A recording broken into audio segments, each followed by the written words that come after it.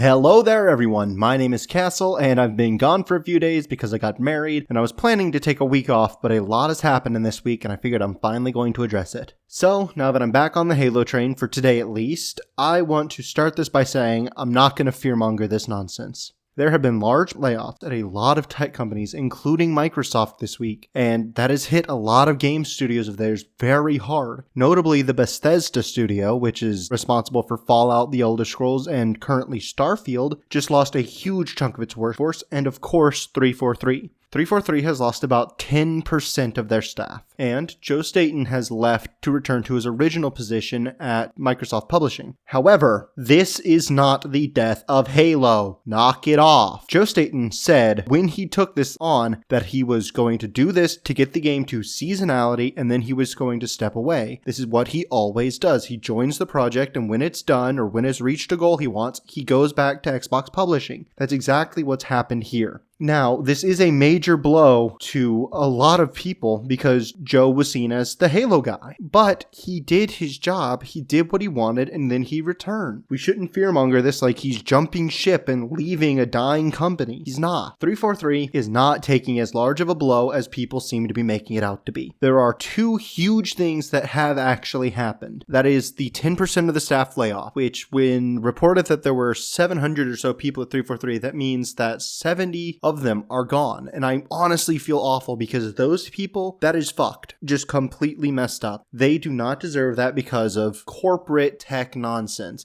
And all of the tech companies are doing it because 2022 was a bad year for tech. Apple's doing layoffs, Samsung, whatever, they're all doing layoffs as far as I'm aware. And so these people, they are caught up in pretty much just a garbage situation with the tech industry where they will fire people just to maintain profits. This is especially annoying after Microsoft just acquired Activision Blizzard for like $70 billion. That's $70 billion they didn't need to spend that could have gone to keeping these people and their families secure. But that's all aside the point. What does this mean for Halo? Because that's the content that I do. There are two major implications to these 10% layoffs. One, seasons 3 and 4 will pretty much be unaffected. The campaign DLC, however, almost certainly is being delayed. I say this because pretty much everyone who was laid off were on the campaign side of Halo. This could be for a couple of reasons. It could be because they're either finishing this DLC and they don't need those people, like what's happening with Starfield, or more likely they want to focus the money and resources that they are able to have on the live service, which is kind of what I'm thinking. I'm not justifying it. I'm not saying it's okay, but that is what is probably happening because that's what's bringing them in active money. Secondly, the second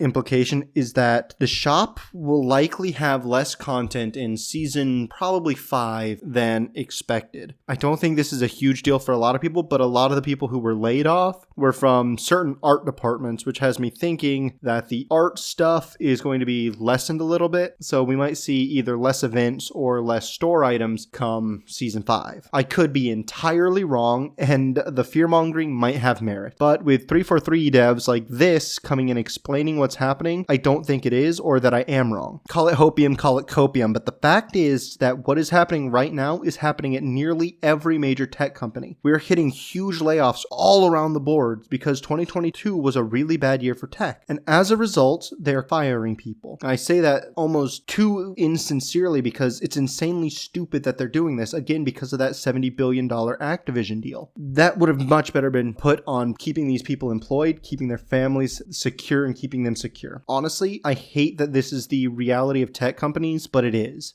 The 343 situation is not unique, nor do I think that this is the death of the game or the death of Halo or anything like people are so hyperbolically claiming. I think it's a major blow to season 4 and beyond, but I think that as soon as profits are back up, they're just going to rehire new people and then season 5 and such will be unaffected.